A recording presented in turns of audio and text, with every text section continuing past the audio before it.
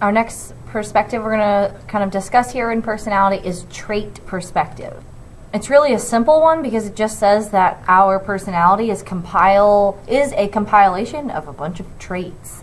But then we need to really define what does that word trait mean. So a trait is a tendency to respond in a certain way in many different kinds of situations. So the trait stays constant. So trait theorists believe that every trait applies to all people and that the trait can be measured. So what they're saying here is that everyone has a certain degree of every single trait. So for instance, extrovert versus introvert. That is one trait, and you can be way over here introverted or way over here extroverted, and you can be anywhere in between. It's a continuum, right? And we all lie somewhere on a bunch of those different continuums. Trait theorists also look for connections between an individual's behaviors, often asking what behaviors go together. So this unit is very heavy with names. Make sure you know them. Gordon Allport being a big name of this unit, or of trait theory in particular. So he described personality in terms of fundamental traits or characteristic patterns of behavior, or even dispositions to feel or act in a certain way. So someone's trait, again, it's constant. It determines how someone's going to react in a given situation. He identified three main types: cardinal, central, and secondary. Let's talk about these. So cardinal trait, think of it as like the big one. Okay, this is the characteristic or feature so important that a person is identified by it. So for instance, Ebenezer Scrooge in A Christmas Carol, he's stingy and cold-hearted. That's who he is. This is not super easy to define in all people or in all individuals, but if you ask someone who doesn't know you extremely well, they're more of an acquaintance, maybe it's somebody in your third bell that you talk to every once in a while, but they don't really know you, how would they describe you? A central trait would be traits that make us predictable in most situations. So maybe she's a flirt or he's shy, something like that. And then a secondary trait is the smallest of the three. These are the least important of the three, but conveys our preferences. So secondary traits just convey our preferences to items like music or food. So you like country music and Chinese food, something like that. Another name is Raymond Cattell. Using statistics, factor analysis, which is bringing in a bunch of different studies, he identified 16 personality factors, abbreviated 16PF, that he believed made up the building blocks of each individual's personality. He said everyone has the same 16 characteristics, just to varying degrees. Then there's Eysenck and Eysenck. And Eysenck and Eysenck kind of said the same thing-ish that the other two, Cattell and Allport, are saying, and that there are continuums, but that there's two basic dimensions of personality rated on a continuum. So there's extroversion versus introversion. Extroversion being sociable, outgoing, active, and lively on one end of the continuum. Introversion being thoughtful, reserved, quiet, what most would say are shy.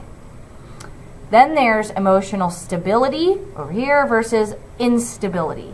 So emotional stability is easygoing, relaxed, well-adjusted, even-tempered, easy to talk with other people. Emotionally unstable is moody, anxious, restless, often seen as very like drama-filled and ready to like fight and all that kind of stuff.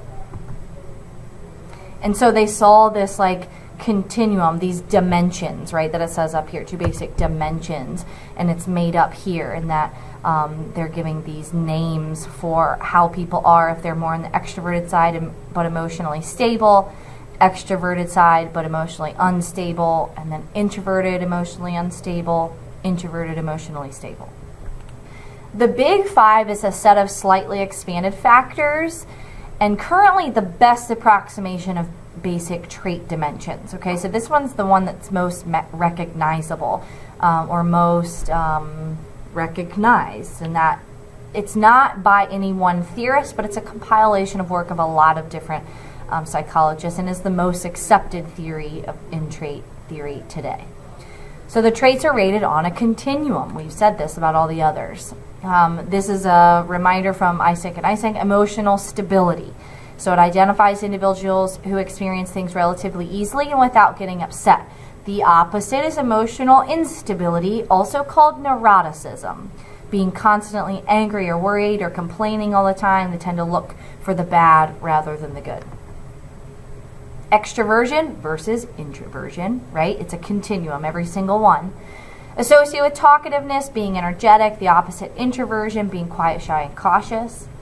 Then there's agreeableness. This involves being sympathetic, cooperative, kind, trusting, good-natured on one end, and then antagonism being on the other, being abrasive, irritable, suspicious, jealous on the other end.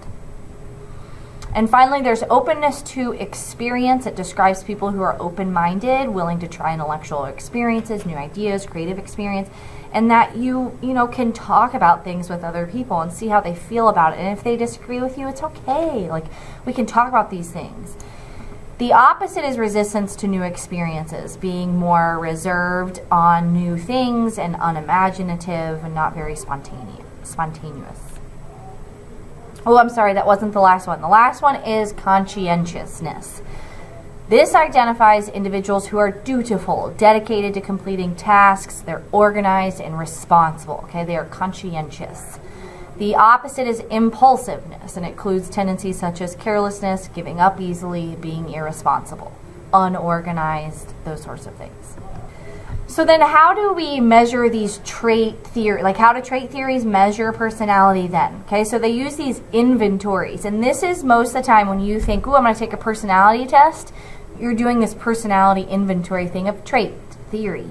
So used to assess traits, they're questionnaires on which people respond to a wide variety of items covering feelings and behaviors. The most used and researched inventory is the MMPI-2, the Minnesota Multiphasic Personality Inventory. It's developed to identify abnormal personality tendencies. So it's even used in mental illness and identifying some difficulties there. It is scored objectively, meaning it's not projective like Rorschach or the TAT, thematic apperception. It doesn't take someone's interpretation. There's a formula. So remember, however, that objectivity does not equal validity, as some people have learned how to fool the test, right? All right, so is our personality stable or does it change? Is our personality consistent or does it change depending on the situation? Traits appear to remain constant over time and across situations. For instance, like shyness. You are the more shy one in all situations. However, our behaviors can and do change. People do not act in predictable manners in all situations, and they're definitely not the same in all situations. So one's average personality as a whole is pretty predictable, but not completely. And that would be kind of what the critique of trait theory is that you're not including, you're underestimating the social impact, the impact of the situation on our behavior, and saying that we are the same in every situation, no matter the situation. And that's how we would critique trait theorists.